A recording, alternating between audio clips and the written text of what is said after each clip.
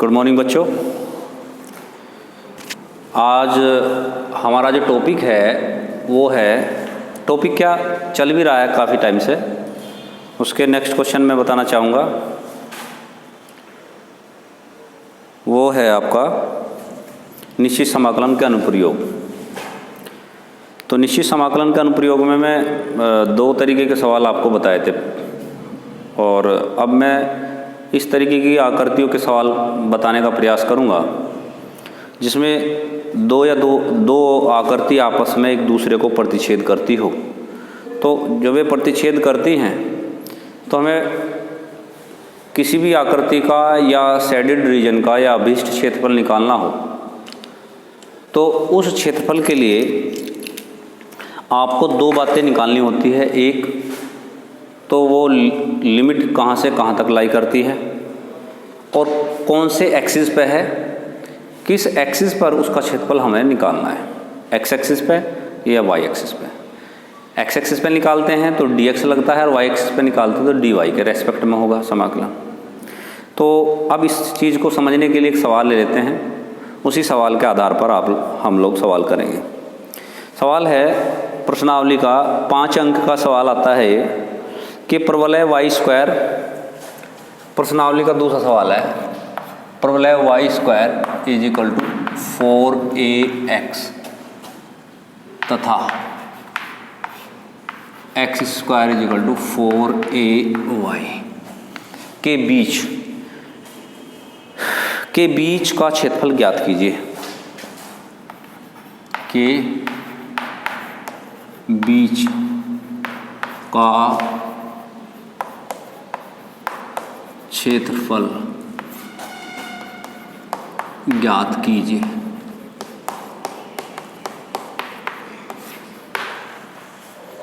तो आपके पास दो समीकरण हैं हल करने के लिए। Y square is equal to 4ax, समीकरण number 1। X square is equal to 4ay, समीकरण नंबर 2। इन दोनों समीकरणों को आप लोग अच्छे से जानते होंगे, आपने 11वीं में पढ़ा होगा, परवलय, अति परवलय और इलिप्स दीर्घवृत्त। तो अगर हम इसकी कर्व ट्रेसिंग की बात करें तो जैसा इसका जो कर्व बनेगा वो इस प्रकार का होगा। पहली समीकरण Y square is equal to 4ax के लिए, दूसरी समीकरण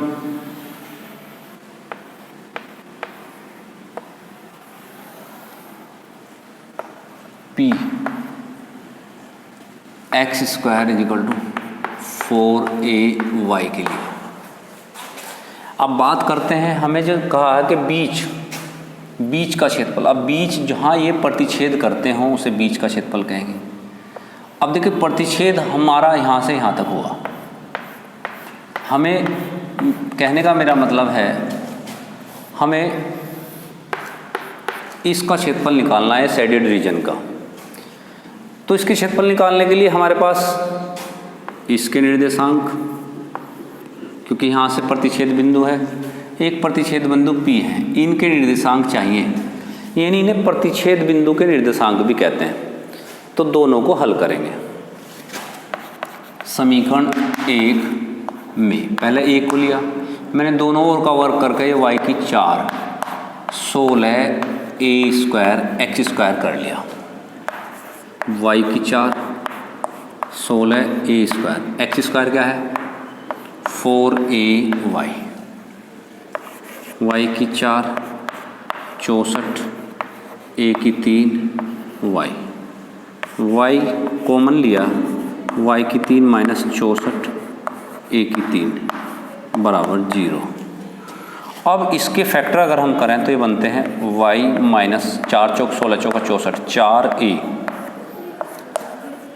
Y square plus 4ay 16a square equal to 0। तो यहाँ से हमारे दो फैक्टर बनते हैं। ये फैक्टर नहीं बनेंगे, क्वाड्रेटिक इक्वेशन है, इमेजिनरी रूट्स बन जाएंगे। यहाँ से एक बनता है y बराबर 0, एक बनता है y बराबर 4a। तो यहाँ से आपके अब y का मान अगर मैं समीकरण 2 में रखूँ, समीकरण 2 में, तो y 0 x भी 0, तो पहला प्रतिच्छेद बिंदु हो जाएगा 0 0, और y 4a है तो y का जब 4a रखूँगा तो x भी हमारा 4a होगा। वैसा प्लस माइनस रहेगा लेकिन यहाँ प्लस ही है, तो प्लस में हमारा दूसरा प्रतिच्छेद बिंदु होगा 4a। मेरा कहने का मतलब 0 0 और ये 4a आ चुका, यानी हमने लिमिट भी निकाल ली। अब बात प्रश्न ये बनता है, ये चीज़ें आपको क्लियर होगी। मुझे क्योंकि स्पेस चाहिए तो मैं इसको हटा दूंगा यहाँ से, ये सब मैंने इसको यहाँ से क्लियर कर लिया। ठीक है बच्चों, अब प्रश्न क्या बनता है? प्रश्न ये बनता है कि हम x एक्स पे लें या y एक्स पे लें, वो आप पे डिपेंड करेगा। इसमें कहा नहीं गया है, आप x एक्स पे लेंगे तो यहाँ ड्रॉ कर लेंगे, x एक्स पे ड्रॉ कर लेंगे, तो सॉरी y एक्स पे ड्रॉ कर लेंगे लाइन को, और x एक्स पे लेना तो आप इसे ऐसे लेंगे। यानी हमारे पास ये एरिया है जो हमें निकालना, आप बहुत ध्यान से समझेंगे, यहाँ से यहाँ तक। अब क्योंकि पहला जब हम एरिया निकालेंगे तो पहले 0 से 4a तक लिमिट जाएगी, इस कर्व का एरिया निकलेगा और वो नीचे तक निकल जाएगा, यानी पूरा कंप्लीट एरिया निकल जाएगा। आपको निकालना शेडेड रीजन का एरिया ऑफ शेडेड रीजन। जब शेडेड रीजन का एरिया निकालना तो लिमिट तो भाई सबकी 0 to 4a रहेगी, 0 से 4a तक लिमिट रहेगी। Is that clear? बात करते हैं कि जब हम एरिया निकाल रहे हैं तो सबसे पहले हमारा यहाँ से शुरू होके बिंदु, यहाँ से कर्व बनाते हुए इस P बिंदु तक आके नीचे तक का एरिया, कंप्लीट एरिया निकल जाएगा। तो जब कंप्लीट एरिया निकलेगा तो इस पे, जिस पे मैंने लाइन खींची है वो हमारा कर्व था y स्क्वायर। तो y स्क्वायर का मतलब है √4ax dx, यानी ये जो एरिया निकला है वो पूरे का निकल गया। लेकिन मुझे पूरे का तो निकालना नहीं था, मुझे तो शेडेड रीजन निकालना था। तो हम नीचे आए, ऐसे जैसे ही नीचे आएंगे ये वाला एरिया माइनस कर दो। क्या कर दो? माइनस के लिमिट 0 to 4a रहेगी। तो जब हम ऐसे जाने के बाद ऐसे आए, ये कंप्लीट एरिया हो गया, और इसको माइनस कर दें तो ये एरिया रह जाएगा। तो इसके लिए हमारा जब इस पे चलेंगे तो हमारा पार्ट हो जाएगा ये, यानी y बराबर x square upon 4a dx। Is that clear? ये कॉन्सेप्ट समझना बहुत ज़रूरी है, इसमें हमें जैसे करना वो मैंने आपको क्लियर करा दिया। 3 स्टेप में चलना, पहले कर्व, उनके प्रतिच्छेद बिंदु, x एक्सिस पर y एक्स पर लेना वो चेक करना, दूसरा हमारी लिमिट कितनी वो चेक करना, हमें जो शेडेड रीजन निकालना वो कैसे निकाल सकते हैं उसका ध्यान रखना। इन बातों पे ध्यान रख के आप 2 आकृति यानी 2 कर्व को काटने वाले प्रतिच्छेद बिंदु का क्षेत्रफल भी आप ज्ञात कर सकते हैं। तो ये हो जाएगा आपका 2√a। √x का मतलब है x की 3/2, 2/3, 4a 0, 1/4a, x की 3/3, 4a 0। अब बहुत ध्यान से समझेंगे, इस पर रूट था 1/2, 1 जुड़ जाएगा तो यह यहाँ आके हो जाएगा 4/3 √a, और ये हो जाएगा 4a 3/2 -0, -4 1/4a, 4 चौक 16, 4 चौक 16 चौका 64, 64, a की 3/3 -0, ये आपका बनेगा। अब इसी में हम बच्चों यहाँ से मैं रफ कर लेता हूँ, मुझे स्पेस चाहिए, थोड़ी जगह चाहिए। तो ये 3/2 घात, 1/2 घात, 4/3, a की पावर 1/2। ये 4 की 3/2 का मतलब 8 होता है, पर 4 का मतलब है 2 की 2 और 3/2, 2 से 2 कैंसिल हो गया, 2 की 3, ये हो जाएगा a की 3/2। तो मैं बाहर ले लेता हूँ ये वाला बाहर, ये 8 - 0, या 8 ही ले लूँ और इस तरीके से ये आ गया। समझ गए बच्चों? माइनस के 1/4a यहाँ आपका क्लियर हो चुका है, गुणा 64 a की 3/3, बाकी सब खत्म। जब मैं इसको इसके साथ जोड़ूंगा, इसकी इसमें गुणा होगी 32/3, 8 चौक 32, इसके साथ जोड़ने के बाद 3 और 1 4, 1 स्क्वायर, यहाँ a से a कैंसिल, 16/3 a स्क्वायर। समझ आई बात? 4 से मैंने, ये 49 नहीं है बच्चों, ये a है। 4 से 16 चौका 64, a से a कैंसिल हो गया, 16/3, 32 में से 16 गया, 16/3 a स्क्वायर यूनिट स्क्वायर। ये आपका आंसर आ जाएगा। तो बच्चों समझ में आई बात? तो ऐसे ही आप 2 आकृति वाले सवालों को आप लोग हल करेंगे। और एक सवाल और मैं बताता हूँ जिसमें मोड दिया हो, एक रेखा और एक कर्व, यानी मोड के रूप में अगर सवाल दिया हो तो आपको कैसे करना होगा। तो सवाल है, बढ़िया इंपॉर्टेंट क्वेश्चन है, आया वो भी है। और एक सवाल तो आपको बताऊं कि ये NCERT में एग्जाम्पलर में भी 2014 में पूछा गया था, x बराबर हाफ और एक सर्कल दे रखा। ऐसे ही उसका 13वां 14वां 2 प्रश्न है, मैं इनमें से एक आपको बता देता हूँ। एक सवाल दीर्घवृत्त का है, दीर्घवृत्त दे रखा है और निश्चित समाकलन की सहायता से क्षेत्रफल ज्ञात करना 16वां 13, 14, 15, 16 में लगातार पूछा गया है। पहले मैं आपको तरीका बता देता हूँ, रूपरेखा किस तरीके से सवालों को आपको हल करना है, हमें और आप मिलकर। देखिए, ये बहुत ही महत्वपूर्ण प्रश्न मैं आपको समझा रहा हूँ।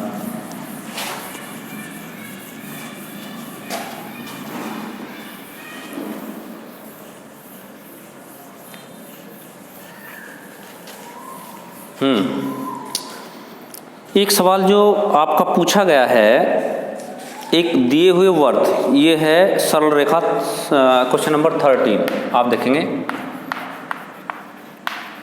सरल रेखा x बराबर हाफ a तथा वृत्त x स्क्वायर y स्क्वायर बराबर a स्क्वायर। अब सिंपल सी बात है, के बीच के 2 भागों में से छोटे भाग का क्षेत्रफल ज्ञात कीजिए। अब इस रेखा से 2 भाग बनेंगे, वृत्त ये रेखा तथा इसके बीच के 2 भागों में से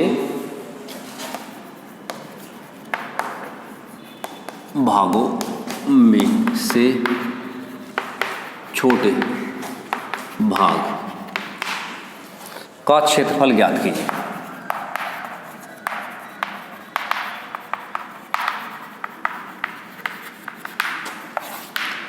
अब हमारे पास वही बात जो मैं आपको पहले भी हल करने से पहले बता रहा हूं, एक दे रखा वक्र जिसे वर्त बोलते हैं, एक दे रखी सरल रेखा x बराबर 1/2a, समीकरण नंबर 1 और 2।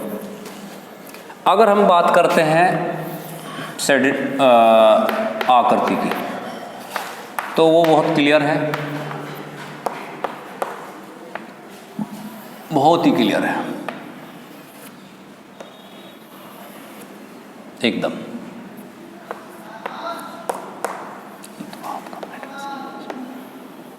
ये एकदम क्लियर है। एक वर्त बनेगा जिसका केंद्र O 0 0 ही रहेगा, क्लियर हो रही बात। ये रेडियस होगी पूरी 1 a यहाँ से यहाँ तक की, यानी मेरा कहने का मतलब है इसके निर्देशांक a 0 ही रहने हैं। अब इसको काटती हुई एक सरल रेखा खींची गई, भाई आधे पे तो जाएगी वो, आधा इधर रह जाएगा आधा इधर रह जाएगा, यानी मेरा कहने का मतलब यहाँ तक का जो पार्ट है वो a/2 0 होगा, और यहाँ जो प्रतिच्छेद बिंदु होगा वो हमें जांच करना क्या होगा। हमारे पास दो भाग हुए, PQ रेखा द्वारा इस वर्त को दो भागों में बांटा गया।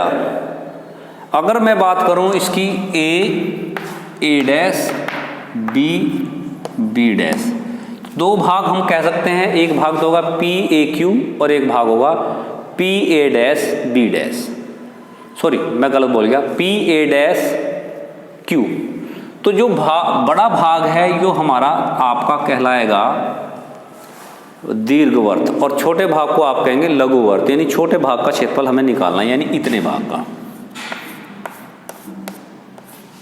अब क्वेश्चन ये बनता है कि हम इसे कैसे निकालें। प्रश्न ये बनता है हम इसको किस तरीके से निकाल सकते हैं।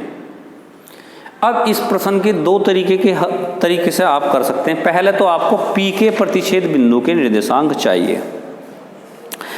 एक तरीका तो यह है कि हम लोग पूरे भाग जो आपका दिया गया है इसका क्षेत्रफल निकाल लें,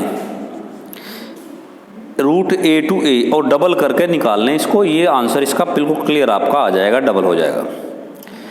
इसमें से A² यानी यहाँ से यहाँ तक का भाग। एक तरीका तो ये है कि पूरे सर्कल का निकाल लें, उसमें से इतना निकाल के घटा दें, इतना निकाल के।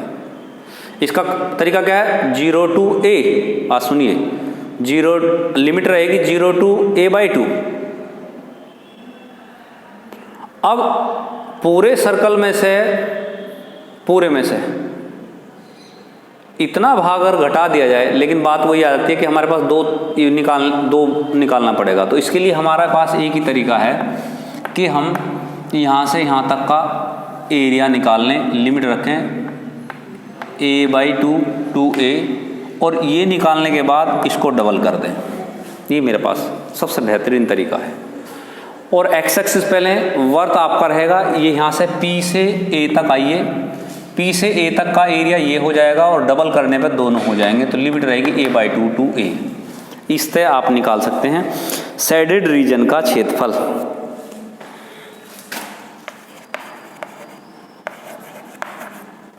Area of shaded region, area of shaded region हो जाएगा A/2 to A। अब क्योंकि एक्स एक्स पे ले रहे हैं तो y की वैल्यू आपकी आनी चाहिए, y होगा √A² - x² dx। और डबल क्यों होगा, क्योंकि जितना एरिया इधर है उतना ही इधर है, तो इसको डबल भी करेंगे। बात समझ आ गई बच्चों। अब आप लोगों को ये फॉर्मूला याद होना चाहिए, मेन है फॉर्मूला। जिसने इसको बहुत कायदे से पढ़ा है समाकलन को, तो ये फॉर्मूले मैंने आपको बताए थे स्टार्टिंग में। ये हो जाएगा 1/2x √A² - x², 1/2 √x² - a² plus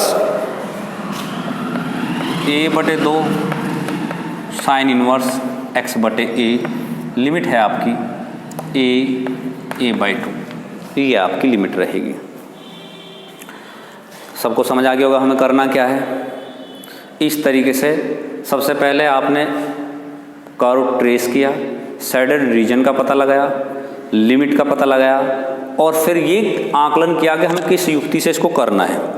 इस आकलन का भी आपको पहले से आभास रहना चाहिए कि मुझे करना क्या चाहिए, और एकदम डिसीजन लेंगे। उस डिसीजन में कोई देरी ना हो, बिल्कुल भी एकदम डिसीजन ले, इसका विशेष ध्यान रखते हुए चलिए अब आते हैं इसकी कैलकुलेशन पर। थोड़ा सा मैं ये एरिया यहाँ से हटा देता हूँ।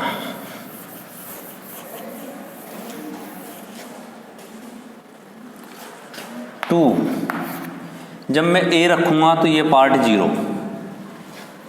0 plus A/2 sine inverse A/A minus, यहाँ रखूँगा जब मैं x का मान 1/2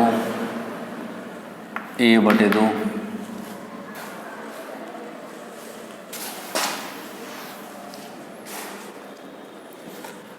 A/2 A² minus A²/4 1/4 plus ये माइनस हो जाएगा, a/2 साइन इनवर्स 1/2। अब थोड़ी calculation,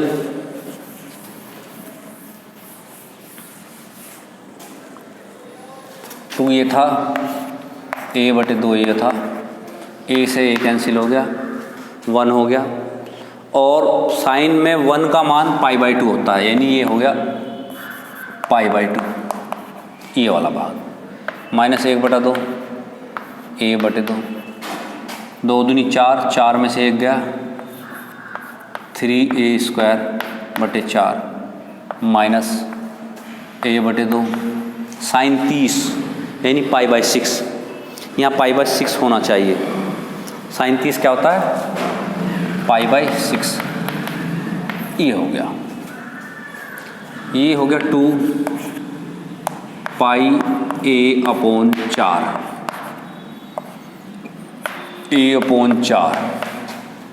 a/2 √3 minus a π/12।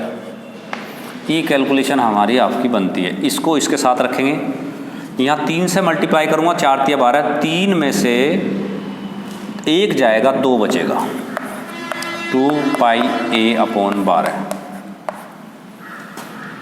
Minus a² √3/8,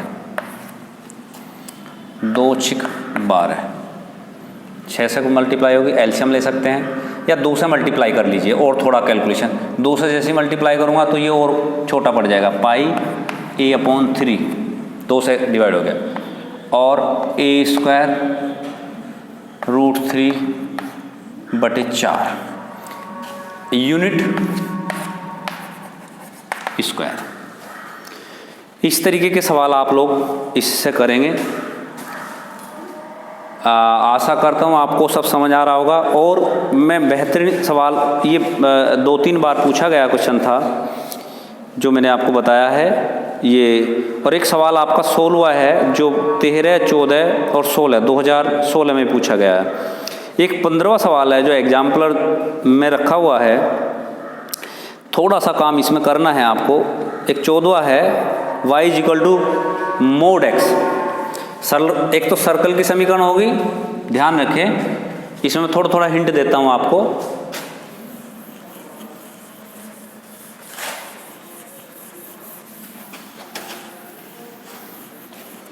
एक इसमें 13 क्वेश्चन है, y = mod x, और एक x² + y² = 1। एक सर्कल दे रखा, तो आकृति वही रहेगी, सर्कल बनेगा।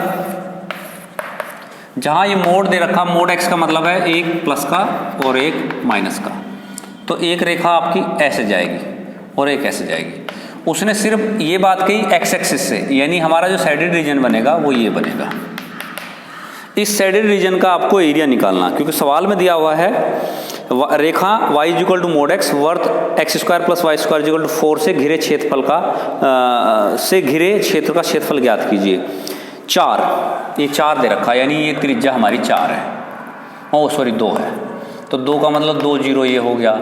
यहाँ से हम लेंगे, यहाँ का प्रतिच्छेद बिंदु निकाल लेंगे x बराबर इसमें रख के, ये बिंदु चाहिएगा, ये बिंदु चाहिएगा। ठीक है बच्चों, तो आप कैसे निकाल लेंगे? एक यहाँ से यहाँ तक का एरिया जैसे ही निकल जाएगा, इसको डबल कर देंगे, जैसे मैंने इसमें किया था। क्लियर हो गई होगी बात। एक क्वेश्चन नंबर 16 है जो बार बार पूछा जा रहा है, 3 से 4 बार क्वेश्चन पूछा गया कि क्षेत्रफल ज्ञात कीजिए। इसको आप समझिए, 16वां प्रश्न है। ये प्रश्नावली की विविध प्रश्नावली है जिसमें सवाल बहुत ही महत्वपूर्ण रखे गए हैं, और सारे ही सवाल 5 अंक से कम के नहीं रहेंगे। और जो क्वेश्चन मैं छोड़ भी रहा हूँ वे एग्जाम्पल में दिए हुए हैं। अच्छा सॉरी, मैं थोड़ा सा अपने आपको मतलब सही करता हूँ। जो सवाल अब मैं करा रहा हूँ, एक जो अभी कराया मैंने x = ½ a, आधा a, और एक वर्त की समीकरण दे रखी थी, वो 8 नंबर का सवाल था। जो सबसे पहला कराया था वो 5 नंबर का था। जो अब मैं कराने जा रहा हूँ प्रश्न नंबर 16, वो लगातार पूछा गया है, ये भी 8 नंबर का है, 1। तो प्यारे बच्चों, सभी बच्चे जो ध्यान से पढ़ रहे हैं ये जानते होंगे ये समीकरण कौन से वक्र की है। क्योंकि पढ़ते हुए जब गणित पढ़ रहे हैं तो आप मिडिल क्लास यानी 12th में आ चुके हैं, तो ये तो बात क्लियर हो गई होगा कि आप सर्कल पढ़ रहे हैं या परवलय की समीकरण है या दीर्घवृत्त की समीकरण है। तो ये जो समीकरण है आपके सामने दीर्घवृत्त, जिसे इंग्लिश में इलिप्स बोलते हैं। तो आप जब इलिप्स का नाम आया तो इसने कहा गया, इस सवाल की बात मैं करता हूँ, इसमें पूछा क्या गया है अभी मैं बता रहा हूँ। इससे पहले आप इसका कर्व ट्रेस कर लीजिए। ये कर्व ट्रेस कर लिया हमने, तो कर्व ट्रेस के बेस पर ये हमारा है ए और ये है ए डैश, जिसे हम दीर्घाक्ष बोलते हैं, और ये है बी बी डैश, जिसे हम लघु अक्ष कहते हैं, यानी छोटा अक्ष है। ये बड़ा है, इसके निर्देशांक a0 होंगे, इसके -a0 होंगे, इसका 0b रहेगा और इसका 0 -b रहेगा। सवाल सूत्र ये बोल रहा है, कैसे बोल रहा है, आप x अक्ष पर जैसे कोऑर्डिनेट रखेंगे तो y 0 रखेंगे तो a का मान प्लस माइनस में आ जाएगा, x का मान, और y अक्ष पर जाएंगे तो x 0 रखेंगे तो y का मान प्लस माइनस b आ जाएगा, और वो दोनों मैंने निर्देशांक आपके सामने रख दिए। बात करते हैं सवालों की। सवाल को करना कैसा है, इसने पूछा क्या है। इसमें कहा गया है, सवाल का पूरा रूप पढ़िए, कि निश्चित समाकलन की सहायता से X square plus A square plus B square plus B X square upon A square plus B Y square plus B square equal to 1 का क्षेत्रफल ज्ञात कीजिए। यानी कि हमें पूरे भाग का क्षेत्रफल निकालना, पूरे वक्र का क्षेत्रफल निकालना। तो आप और हम करेंगे क्या भाई, हम लोग क्या करेंगे, एक रीजन ले लेते हैं, एक पार्ट ले लेते हैं, उस पार्ट का क्षेत्रफल निकाल के 1 2 3 4 से मल्टीप्लाई कर देंगे। यही तो तरीका है भाई। आप ये देखिए, ये इसके मूल बिंदु के निर्देशांक 0 0 होते हैं, और मैंने यहाँ से इसको इस तरीके से शेडेड कर दिया, समझ गए। अब आप किस पे लेना चाहते हैं, एक्स एक्सिस पे या वाई एक्सिस पे, ये आप पे डिपेंड करेगा। मैंने यहाँ कोई पी बिंदु लिया जिसके निर्देशांक एक्स वाई है, इसको इस तरीके से आपने स्ट्रिप बनाई। मान लीजिए ये वाई डिस्टेंस है, ये डी एक्स है, ये विड्थ जो होगी, जिसे विड्थ कहेंगे, ये लेंथ कहेंगे, ये वाई है, वाई की तरफ बढ़ रहे हैं, और विड्थ ये है। इन दोनों का मल्टीप्लिकेशन ही तो इसका एरिया है भाई। आपने पढ़ा होगा किसी आयत का क्षेत्रफल पढ़ा, लंबाई गुना चौड़ाई, इन चीज़ों को पढ़ के ही तो ये सब चीज़ें निकाली गई। इसमें एक्स्ट्रा क्या हो गया, लिमिट और आ गई, बस यही तो हुआ। तो अब हम जब इसको निकालने का प्रयास करेंगे तो मैं लिखूंगा एरिया ऑफ इलिप्स, ये लिखा जाएगा भाई, एरिया ऑफ इलिप्स। तो इलिप्स का जो एरिया होगा वो 4 से तो मुझे मल्टीप्लाई इसीलिए करना पड़ेगा कि 1 2 3 4, और लिमिट रहेगी 0 से a तक, 0 है a तक रहेगी, और कर्व रहेगा ये, और तो हो नहीं सकता। यानी मुझे y का मान चाहिए, तो y के लिए आप लोगों को थोड़ा सा यहाँ कैलकुलेशन करके ही रखनी है कि Y square equal to 1 minus X square upon A square, B मैंने मल्टीप्लाई में लिया था, यानी कि आपका बनता है यहाँ से ही Y B upon A root A square minus X square, ये बनता है। यानी y का मान यहाँ रखना है, यही तो काम करना था हमें। तो आपका हो जाएगा 0 to a b upon a under root A square minus X square D X. तो ये हो जाएगा 4b upon a 0 to a square minus X square D X. इतना काम तो आपको आकृति से देख के करना है। बाकी का जो काम होता है जो आप कर रहे हैं वो आपको फॉर्मूले याद होने चाहिए इसके। जब तक आपको इसके फॉर्मूले याद नहीं होंगे तब तक सवाल भी नहीं होगा। तो मेन चीज़ फिर वहीं घूम फिर के आती है कि आपका समाकलन बहुत अच्छा होना चाहिए। तो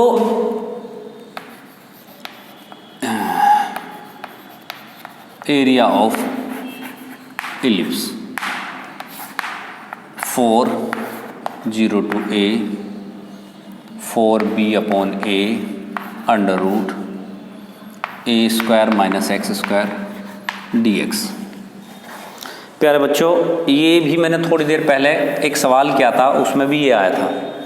इसका फॉर्मूला अभी थोड़ी देर पहले आपके सामने था।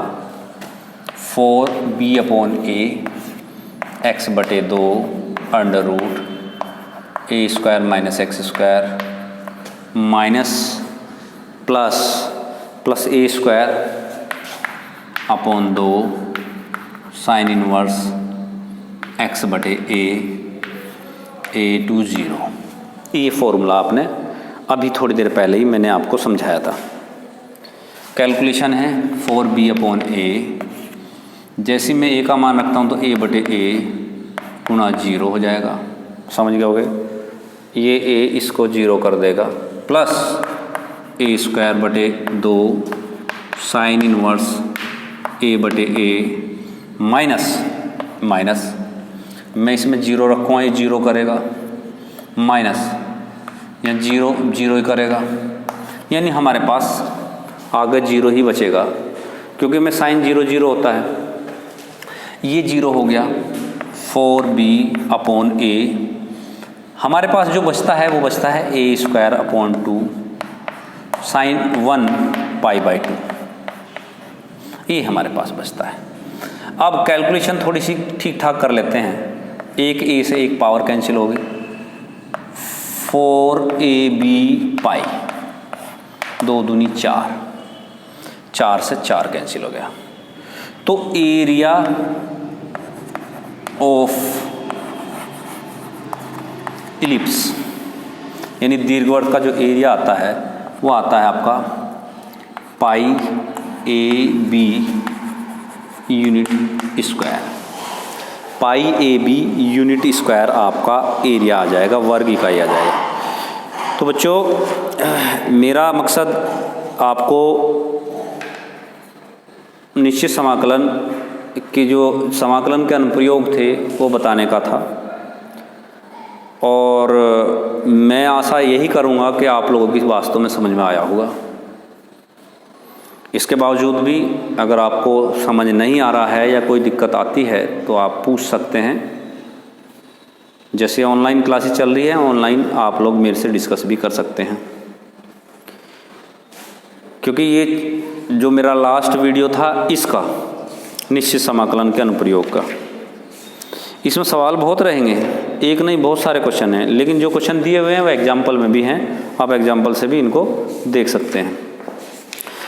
अब मेरा जो अनुप्रयोग की बात कर रहे थे, एप्लीकेशंस ऑफ इंटीग्रेशन की, तो इसके बाद हमारी आ जाती हैं इक्वेशंस। क्योंकि जब नया टॉपिक हम लोगों ने शुरू किया था तो ये बात सोच के किया था कि हम लोग पढ़ेंगे तो फिर सारी चीज़ें पढ़ेंगे, इसकी बेसिक्स चीज़ें हमने क्लियर की। हम अवकलन से शुरू किया था, अवकलन को हमने बताया प्रवणता होती है, एक तरीका स्लोप है। जब कर्व चलता है तो बिना स्लोप के नहीं चलेगा, उसका एक एंगल होना चाहिए, स्ट्रेट है, परपेंडिकुलर है, कैसा है हमारा, इसका भी हमें आइडिया होना चाहिए। तो हमने स्लोप पढ़ा, फिर हमने इंटीग्रेशन पढ़ा। इंटीग्रेशन को जब हम पढ़ रहे थे तो ये सोच के पढ़ रहे थे कि पता नहीं क्या चीज़ नहीं आई है और समझ नहीं आ रहा, कि हो सकता है मैथ के अंदर ये सब होता होगा। फिर लेकिन जब हमने उसका यूज़ देखा, अनुप्रयोग देखे, तो हमें अच्छा लगा कि हमने तो बहुत सारी चीज़ें जो हम पहले पढ़ी थी उन सब को इसने बहुत आसान कर दिया। हम बहुत सारी चीज़ों का आयतन समाकलन के आधार पर या क्षेत्रफल समाकलन के आधार पर निकाल सकते हैं। अब हमारा प्रश्न बनता है नेक्स्ट टॉपिक में, क्या ये जो अवकलन समीकरण है, ये अवकलन और समाकलन हमने पढ़ा है, इनकी कोई समीकरण भी हो सकती है? तो नेक्स्ट वीडियो जो मेरी होगी वो अवकलन समीकरण पर आधारित होगी। तो हमें जो बताना होगा वो अवकलन समीकरण बताना होगा, डिफरेंशियल इक्वेशन। दैट मीन्स बहुत ही इम्पोर्टेंट टॉपिक है आपका ये अवकलन समीकरण का। कोटि, घात, समीकरण को कैसे बनाते हैं, समीकरण को हल कैसे करते हैं। एक सवाल जो डिफरेंशियल होने के बाद निकल जाता है dy/dx में, क्या हम इसे रिवर्स करके उस समीकरण तक पहुंचा दें या उसका हल निकाल सकते हैं? ये सारी बातें आप लोग अवकल समीकरण में पढ़ेंगे। और उनको हल करना भी सीखेंगे। तो मेरा कहने का मतलब है अवकलन समीकरण के बाद हमारे पास ज़्यादा कुछ बचता नहीं है, फिर हमारा सिर्फ वेक्टर रह जाता है और लीनियर प्रोग्रामिंग रह जाती है। 2 ही चैप्टर हमारे बचते हैं और आपका अक्टूबर चल रहा है और अभी शासन की तरफ से कुछ हमें भी महसूस हो रहा है कि हो सकता है क्लासेस आपकी ऑफलाइन शुरू होगी। बेटा 15 अक्टूबर अभी आया नहीं, मिड अक्टूबर में हम लोग हैं। तो मैं आपको विश्वास के साथ कहना चाहूँगा कि मेरे स्तर पर ये अक्टूबर में बहुत कुछ ख़त्म हो जाएगा। फिर हम लोग इन क्वेश्चनों पर डिस्कस करेंगे, रिवाइज करेंगे। धन्यवाद बच्चों।